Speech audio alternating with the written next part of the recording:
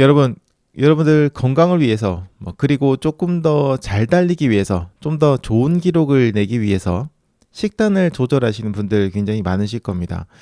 특히나 이제 마라톤 대회가 굉장히 많잖아요. 그래서 더더욱이나 식단 조절을 신경 쓰시는 분들이 많으실 것 같아요. 식단이 러너들에게 굉장히 큰 영향을 주거든요. 우리가 달리기를 한다는 건 에너지를 가지고 몸을 움직인다는 거고, 그 에너지는 결국 우리가 먹는 음식에서 나오는 거니까요. 그리고 단순히 탄수화물, 글리코겐 같은 그런 에너지뿐만이 아니라 우리 몸이 움직이기 위해서 필요한 여러 가지 영양소들이 있는데, 영양소를 아무래도 가장 많이 획득하는 게 저희들이 식단, 음식, 저희 매일매일 먹는 밥을 통해서 이걸 얻게 되니까 식단이 굉장히 중요합니다. 자, 근데 이렇게 건강한 식단 유지하고 먹는 거 진짜 중요한데, 이런 거 하려고 할 때 우리 방해하는 것들이 굉장히 좀 많죠.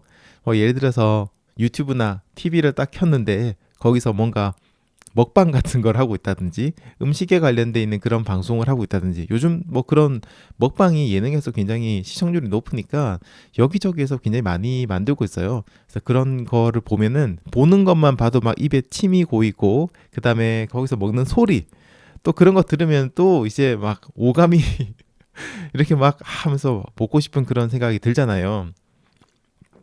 그런 것도 있고, 또 저희들이 길을 지나갈 때 이렇게 가게에서 나오는 맛있는 냄새.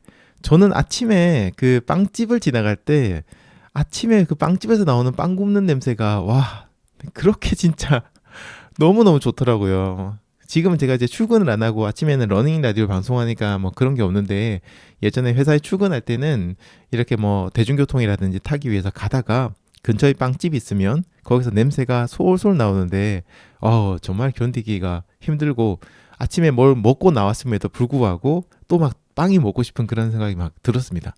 그것 말고도 이제 지나가다가 냄새 같은 것들이 나는 그런 곳을 지나면은 진짜 먹고 싶죠. 막 고기 냄새도 그렇고요.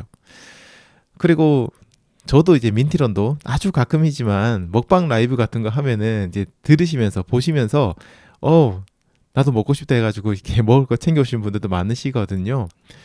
이런 것들도 있고, 그 이외에도 굉장히 많은 것들이 우리의 어떤 식습관, 건강한 식단 유지하는 것들을 굉장히 많이 방해를 하는데요.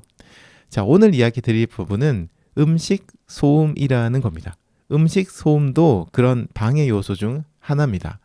자, 여러분, 음식 소음이라는 단어가 약간 좀 생소하시고요. 무슨 얘기지? 음식 소음? 막 듣기 싫은 그런 소리인가? 라고 생각하실 수 있는데요.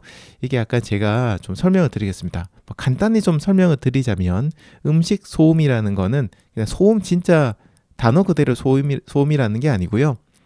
우리의 일상생활을 방해하고, 그 다음에 건강한 행동을 좀 해야 되는데 그걸 어렵게 만드는 음식에 대한 끊임없는 생각입니다. 자, 그러니까 소음이라고 하니까 저희가 뭔가 귀에 들리는 안 좋은 소리라 생각하는데 그게 아니고, 뭔가를 방해한다는 의미에서 소음이라는 걸 쓰고 있어요. 그리고 이제 물리적인 게 아니라 정신적인 문제입니다. 그러니까 눈에 보이는 거, 아니면 코에서 냄새를 맡는 거, 귀에 들리는 이야기, 이런 게 아니고 머릿속에 있는 생각. 그래서 끊임없이 어떤 음식 같은 것들이 생각나는 그런 것들을 저희들이 음식 소음이라고 부릅니다. 저도 처음에 이 단어를 봤을 때 이게 도대체 무슨 소리지? 약간 고민을 좀 했는데, 생각해보니까 대충 어떤 의미인지 조금 알겠더라고요. 네, 그래서 음식 소음이라고 하면 이런 의미를 가지고 있다 생각하시면 될 것 같아요. 자, 이런 음식 소음은요, 음식 소음들로 인해 가지고 저희들이 어떤 문제가 생기냐, 배가 고프지 않을 때도 정기적으로, 규칙적으로 뭔가 먹고 싶은 충동, 욕구 같은 것들이 막 생겨가지고 그거랑 항시 막 싸워야 됩니다. 예를 들어서 저희들이 아침, 점심, 저녁을 이렇게 잘 먹으시는 분들의 경우에도요, 꼭 이제 오전 시간이 되면은, 아니면 오후 시간이 되면 특정 시간에 간식이 먹고 싶다든지, 달달한 커피나 음료수 같은 것들이 먹고 싶은 게 생각이 이제 막 나는 거죠. 이 생각이라는 것도 습관이라는 게 있다 보니까 특정 시간대나 어떤 특정 상황이 되면 그걸 막 먹고 싶은 생각이 막 들거든요. 그래서 그런 것들, 이런 것들이 좀 이제 많이 저희들을 방해를 합니다.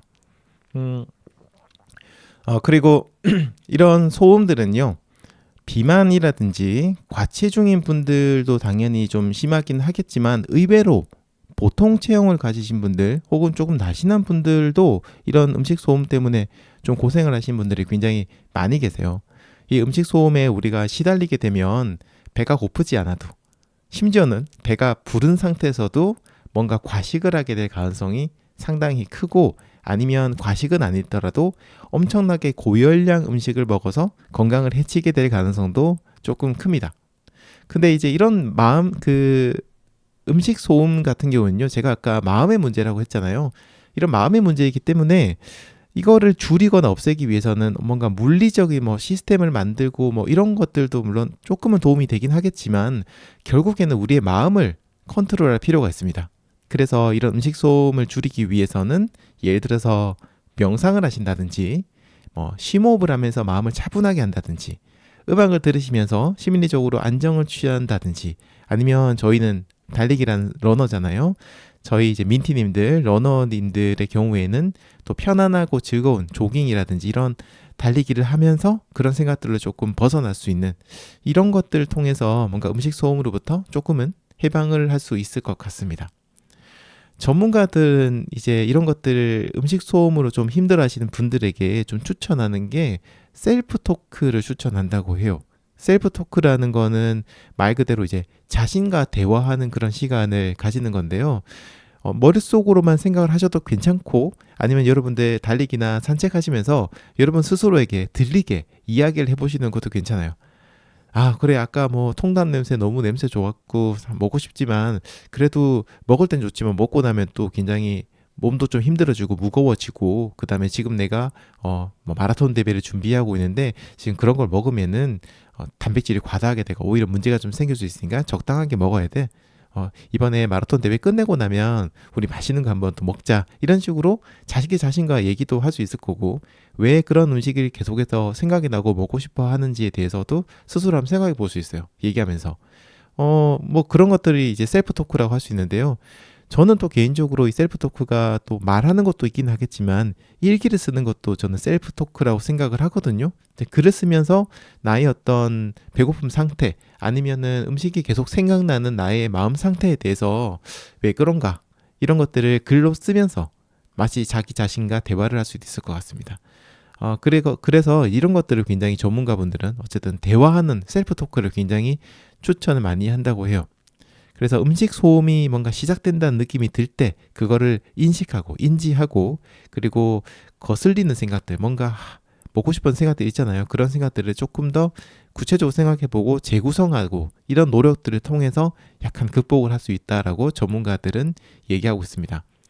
아니면은요, 이제 좀 물리적으로 해결하는 방법은 약간의 어떤 식사 혹은 건강한 간식, 절대 여러분 몸에 나쁜 그런 거 아니에요. 막 케이크라든지 막 과자, 스낵, 뭐 초콜릿 이런 거 말고 조금 건강한 간식 있죠. 뭐 아니면 예를 들어서 뭐 견과류 같은 것들은 러너에게도 굉장히 도움이 되니까, 그런 것들, 이런 것들을 중간중간 섭취를 해주는 것도 유용한 방법이기도 합니다.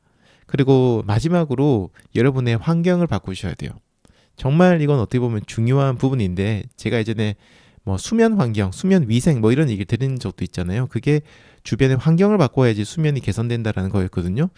음식 소음 같은 경우에도 마찬가지로 이 뭔가 주변의 환경들을 바꾸어 나갈 때 좀 더 그런 것들이 생각날 수 있는 확률이 조금 떨어지게 된다고 생각을 해요. 여러분 주변에 아이를 키우시는 분들이라면 더더욱 그럴 텐데, 여러분 주변에 항상 뭐 과자 보이고 젤리 보이고, 아이들 키우시는 분들 아마 좀 제 얘기를 좀 이해하실 겁니다. 막 그런 것들이 보이고 있으면 저도 모르게 손이 갑니다. 저도 그래요. 지금 저희 집에 저희 와이프가 그 뭐였지? 몽쉘 통통을 사놨는데, 어제 제가 금식하는 날이었어요. 간헐적 단식하는 날인데, 그 몽쉘 통통 앞을 지날 때마다 와 진짜 너 너무 힘든 거예요, 진짜. 그 달콤한 초코파이보다 더 맛있는 몽쉘 통통. 그런 것들도 이제 환경이라고 볼 수 있어요. 그래서 그런 것도 힘드신 분들은 간식을 넣어두는 별도의 어떤 보관함 같은 것들 만들어서 눈에 띄지 않도록 한다든지, 여러분들이 자주 여는 냉장고 칸에는 이렇게 군것질거리, 간식거리 같은 것들을 넣지 않고 건강한 음식들로만 채워 넣는다든지, 이런 식으로 여러분 주변의 환경을 바꾸는 것들이 굉장히 좀 도움이 될 수 있습니다. 그래서 오늘 한번 여러분들 음식 소음이라는 거에 대해서 여러분들 머릿속에서 음식 생각이 계속 나게 하는 그 음식 소음이라는 거에 대해서 한번 생각을 해보시고 사람마다 유형은 굉장히 다를 거란 말이에요. 그래서 그거를 한번 생각을 해보시고 나는 어떻게 하면 좋을까? 내 이런 식습관을 좀 건강하게 만들기 위해서 어떻게 하는 게 좋을까를 생각해 보시는 것도 좋을 것 같아요. 오늘 한번 그런 시간 가져보시기 바랍니다.